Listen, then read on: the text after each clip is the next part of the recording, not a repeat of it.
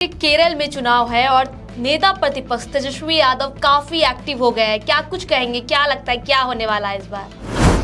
लालू जी को मालूम था कि अंधों में काना राजा बनाना है, तो सबसे पहले अपने बेटे को नहीं पढ़ाया, 9वीं फेल बनाया। और इंग्लिश में पुअर का मतलब डिस्ट्रक्टिव मेंटालिटी होता है। इंग्लिश में पुअर का मतलब किसी को नीचा दिखाना होता है, और उन्होंने जा करके पुअर बोला। उन्होंने बिहार को पुअर बोला, बिहार के लोगों को पुअर बोला, हमारी मानसिकता को पुअर बोला। वो हर मोर्चे पर एनडीए सरकार को विफल बता रहा है और इसके साथ ही ये भी कह रहे हैं कि नीतीश के जाने के बाद की चर्चा को लेकर बीजेपी के मन में जो है लड्डू फूट रहे हैं नेताओं के मन में। विफल कौन होता है? एक देश में कांग्रेसी पप्पू है और एक यहाँ पे एक पप्पू है। दोनों की बातों को जनता सीरियस नहीं लेती। विधायकों पे कंट्रोल नहीं है, लेकिन कहा जा रहा है कि बीजेपी ही हाईजेक कर ली थी राज्यसभा चुनाव में, फिर उसे जो है नया पद भी मिल गया। निशांत कुमार राजनीति में आ गए हैं, काफी एक्टिव है निशांत, जनता से बातचीत कर रहे हैं, कार्यकर्ताओं के साथ बैठक कर रहे हैं। इसको आप कैसे देखते हैं, बीजेपी कैसे देखती है? देखिए, मुख्यमंत्री नाम के लेकर जो है लगातार सम्राट चौधरी का नाम एक तरफ आगे आ रहा है बीजेपी से, तो वहीं जदयू से निशांत को लेकर कहा जा रहा है। आप किसे देखना पसंद करेंगे कि कौन जो है मुख्यमंत्री पद के लिए बेहतर होगा?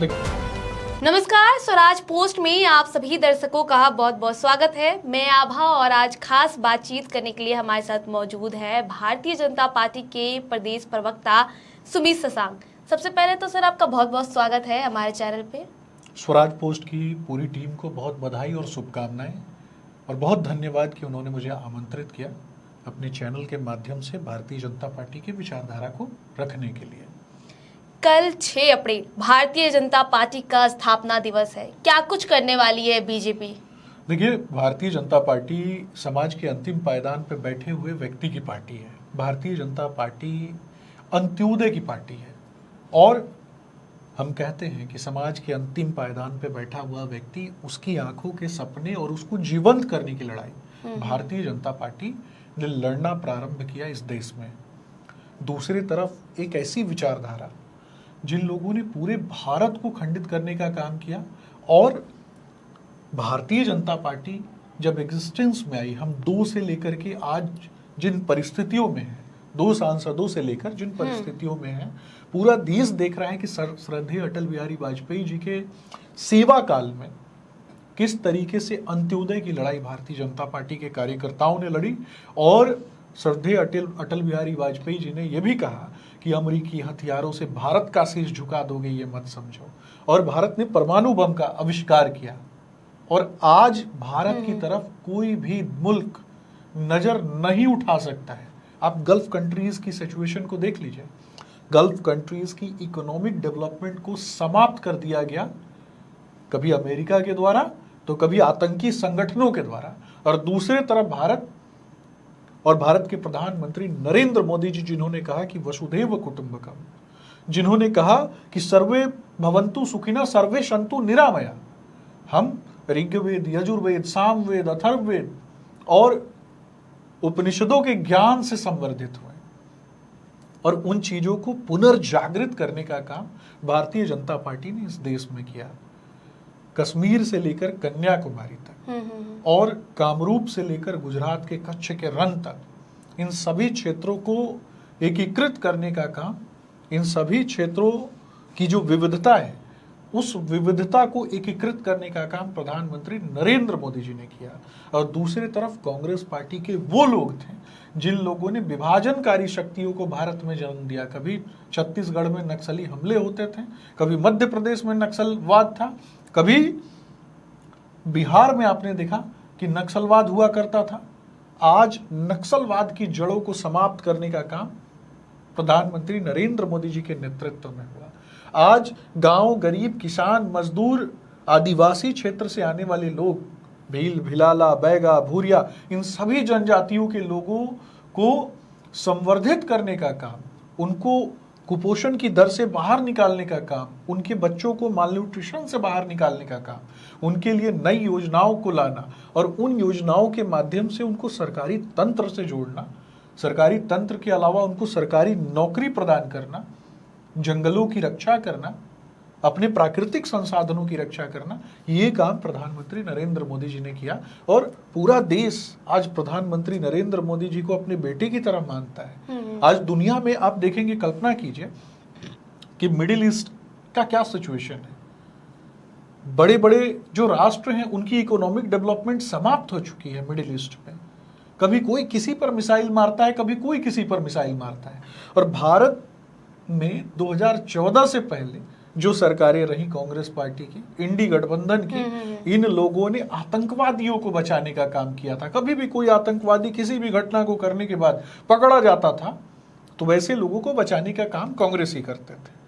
चाहे आप भटकल की बात कर ले, चाहे याकूब मेनन की बात कर ले, चाहे मुंबई बम विस्फोट की आतंकी की बात कर ले, और भारत की वर्तमान की सरकार प्रधानमंत्री नरेंद्र मोदी जी के नेतृत्व में पाकिस्तान में घुसकर, पाकिस्तान के घर में घुस के मारना जानती है।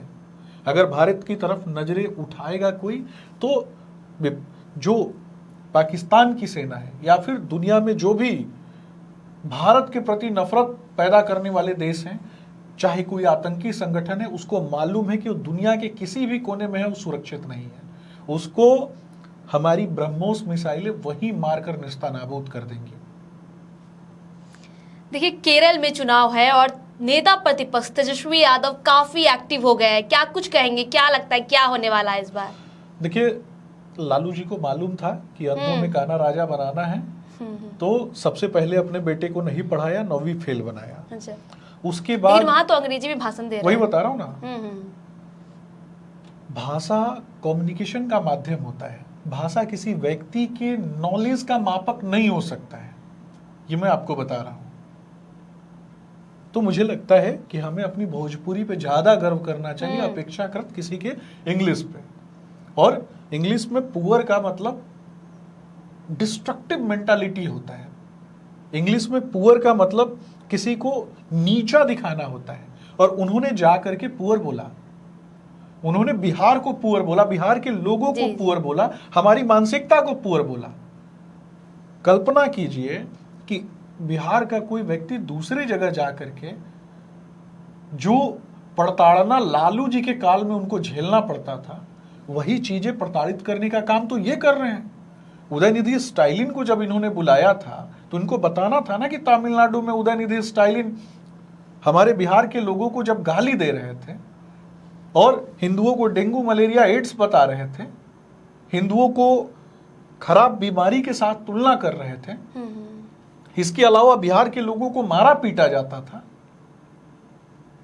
तब तेजस्वी यादव का मुंह क्यों नहीं खुला और खुद जाकर के दूसरी जगह गाली देते हैं, पुअर स्टेट बोलते हैं। ये वही उनकी नजरों वाला पुअर स्टेट है जिसका नेता प्रतिपक्ष हवाई जहाज में केक काटता है। तो एक बार उनको अपने पिताजी से पूछना चाहिए था कि उनके पिताजी ने कितना बिहार के पैसे को लूटा और बिहार को पुअर बनाया, कि उनके शब्दों में बोल रहा हूं, जो कहा है उन्होंने उनके शब्दों में कह रहा हूं कि उनके पिताजी ने बिहार को कितना लूट खसोट मचाया कि माननीय कोर्ट ने उनको चारा चोर अलकतरा चोर बता दिया, माननीय कोर्ट ने उनको जेल भेज दिया, माननीय कोर्ट के कारण वो चुनाव नहीं लड़ सकते हैं, एक सजा याफ्ता मुजरिम, और उस सजा याफ्ता मुजरिम की पार्टी का नेता। तो उनको अपने पिताजी से एक बार सवाल पूछना चाहिए। वो हर मोर्चे पर एनडीए सरकार को विफल बता रहा है और इसके साथ ही ये भी कह रहे हैं कि नीतीश के जाने के बाद की चर्चा को लेकर बीजेपी के मन में जो है लड्डू फूट रहे हैं नेताओं के मन में। विफल कौन होता है? 20 वर्षों से जो लोगों की सेवा कर रहा है और 20 वर्षों से लोगों की सेवा करने के बाद भी जनता उस पर भरोसा करे, क्या वो विफल होता है कि जिसको 25 सीट आता है वो विफल होता है? जिसको कोर्ट चारा चोरी करने के लिए जेल भेज देता है वो विफल होता है? ये बताना चाहिए ना। जो बालू माफिया, भू माफिया, शराब माफिया के साथ हर बार जिसकी दोस्ती दिखाई देती है, क्या वो विफल होता है? तो जनता जानती है, जनता ने जिसको चुना है तो निश्चित तौर पर हम सफल रहें तभी तो लोगों के लिए काम कर रहे हैं। तेजस्वी यादव के बोलने से क्या होता है? सुबह उठ के कुछ ट्वीट कर देना, शाम में कुछ बोल देना। एक देश में कांग्रेसी पप्पू हैं और एक यहाँ पे एक पप्पू है। दोनों की बातों को जनता सीरियस नहीं लेती। दोनों ही एग्जिस्टेंस की लड़ाई लड़ रहे हैं, दोनों अपने ही पार्टी में संघर्ष कर रहे हैं। इन दोनों की पार्टियों पे कब्जा हो चुका है। अब तो ये पपेट बन चुके हैं। नीतीश कुमार के जाने को लेकर और जो उनकी सुरक्षा बढ़ाई गई है उसको लेकर बोल रहे हैं कि असम्मानजनक विदाई हो रही है। निश्चित तौर पे मुझे लगता है सुरक्षा बढ़ाई जानी चाहिए। और सुरक्षित, क्या वो नहीं चाहते कि हमारे मुख्यमंत्री सुरक्षित रहें? ये तो एक बार पूछना चाहिए। देखिए, उनको हमेशा इस बात की कुंठा होती है कि लालू जी जो लूट के लेना चाहते थे, अच्छा। वो सारी चीजें बिहार के मुख्यमंत्री आदरणीय नीतीश कुमार जी को सम्मान पूर्वक मिला है। तो एटलीस्ट तेजस्वी यादव की समझ आज से कई वर्ष पहले थोड़ी अगर हो गई होती तो पिताजी को एक बार समझाते कि चोरी चकारी छोड़ दीजिए, तभी तो इज्जत मिलेगा। तो उन्होंने समझाया नहीं। अब वो चाहते हैं कि वो सारी चीजें उनके पिताजी को मिल जाए, तो ऐसा तो हो नहीं सकता। बिहार की जनता ने 25 पे सिमटा दिया है। और इनके जो नेता हैं, बाकी जो इनके विधायक हैं, कौन कब कहाँ भाग जाता है उसका भी ठिकाना नहीं है। तो विधायकों पे भी कंट्रोल नहीं है। अभी खुद भागे भागे फिर रहे हैं। अच्छा, विधायकों पे कंट्रोल नहीं है, लेकिन कहा जा रहा है कि बीजेपी ही हाईजेक कर ली थी राज्यसभा चुनाव में, फिर उसे जो है नया पद भी मिल गया। मैं वही पूछ रहा हूँ ना, जो बिकाऊ है उसको खरीदा जाता है ना। तो तेजस्वी यादव मानते हैं क्या कि उनके नेता बिकाऊ हैं? ये तेजस्वी यादव को बताना है ना। टिकट बेचने वाले लोग, टिकट, अगर कोई आदमी किसी दुकान से कुछ खरीदता है तो खरीदने और बेचने का संबंध है। तो जब राष्ट्रीय जनता दल के लोग टिकट बेचेंगे, तेजस्वी जी टिकट बेचेंगे, तो खरीदने वाले की मोरल रिस्पॉन्सिबिलिटी उस दुकान के प्रति रहेगी कि नहीं रहेगी? नहीं रहेगी। तो पहले अपने लोगों को देख ले, तब जाकर के भारतीय जनता पार्टी पर आरोप लगाए। नीतीश कुमार एमएलसी पद से इस्तीफा दे दिए हैं और जल्द ही जो है वो मुख्यमंत्री पद से भी इस्तीफा दे देंगे। इससे आप क्या समझते हैं, कैसे देखते हैं आप सुमित सितान जी? देखिए, हम उस परंपरा में जीते हैं जहां सूर्य का उदय भी होता है और सूर्य का अस्त भी होता है, लेकिन सूर्य होते हैं। सूर्य की आभा और सूर्य का तेज कभी समाप्त नहीं होता। बिल्कुल। आदरणीय मुख्यमंत्री नीतीश कुमार जी के नेतृत्व में ये सरकार चल रही है और आदरणीय मुख्यमंत्री नीतीश कुमार जी के मार्गदर्शन में आगे ये सरकार चलती रहेगी।